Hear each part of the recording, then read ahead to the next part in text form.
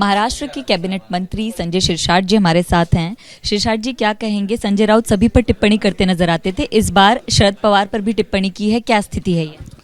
देखिए, कल एकनाथ शिंदे साहब का जो दिल्ली में सत्कार हुआ शरद पवार साहब के हाथों से, ये तो हमारे महाराष्ट्र के लिए एक अच्छे सा मतलब वो प्रोग्राम था। हर कोई मराठी आदमी उसको अप्रिशिएट कर रहा था। लेकिन ये जो उबाटा के प्रवक्ता है संजय राउत, इनको ये भाया नहीं। उनको इसलिए क्योंकि शरद पवार साहब एकनाथ शिंदे साहब का सत्कार कैसे कर सकते? संस्कृति और संस्कार ये आदमी में नहीं है। महाराष्ट्र में ऐसी चीज़ें हमेशा होते आई है और होती रहेगी। हम पॉलिटिकल एक में के अगर विरोधी भी रहे तो भी ऐसे प्रोग्राम में हम सब एक रहते हैं।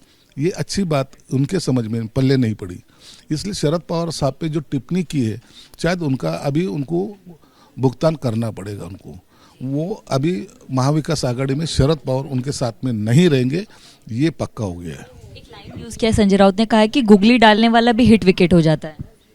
गुगली डालने वाला हिट विकेट हो जाता है, ये बातें नहीं चलती राजकारण में।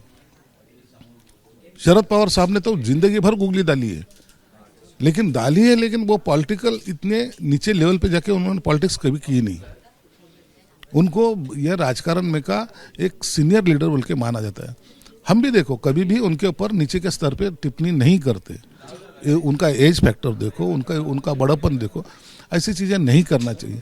लेकिन संजय राउत सर के बददिमाग आदमी को समझाएगा कौन? कह रहे हैं कि गद्दार का सम्मान करते नजर आए। अभी शायद कल तो शरद पवार साहब को भी गद्दार बोल सकते हो। वो बोलेंगे महाविकास आघाड़ी में थे, महाविकास आघाड़ी के गद्दार नेता, गद्दावर नहीं गद्दार नेता शरद पवार है, ऐसा बोलने में भी कोई कम नहीं करेंगे। तो इसलिए अभी समझ जाओ कि महाविकास आघाड़ी अभी खत्म हो चुकी है। साथ ही अगर कहें तो संजय राउत ने कुल मिलाकर जो है टिप्पणी की है, तो उस पर आपको लग रहा है महाविकास आघाड़ी अभी भी ठीक ठाक है? महाविकास आघाड़ी पहले से ठीक नहीं थी। विधानसभा में आपने देखा है, उन्होंने ही उनके आदमी गिराने की कोशिश की थी। अब सीएम कौन बनेगा? इस भागदौड़ में, इस स्पर्धा में उन्होंने सब खुद के लोगों गिरा दिए। आज उनकी हालत क्या है कि ये विधानसभा में उनका विरोधी पक्ष का नेता भी नहीं बन पाता, नहीं बन रहा है, ना बनेगा।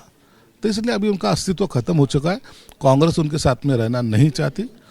शरद पवार साहब है, वो कब क्या भूमिका लेंगे इसका अंदाजा तो कोई भी नहीं लगा सकता। उद्धव ठाकरे भी इस पर नाराजगी जाहिर कर रहे हैं कि ऐसे कैसे एकनाथ शिंदे के सम्मान समारोह में पहुंच गए। अरे तो बोलो ना, सामने आके नहीं बोलेंगे यार पीछे नहीं मैं नाराज हूं, ऐसा थोड़ी चलता है।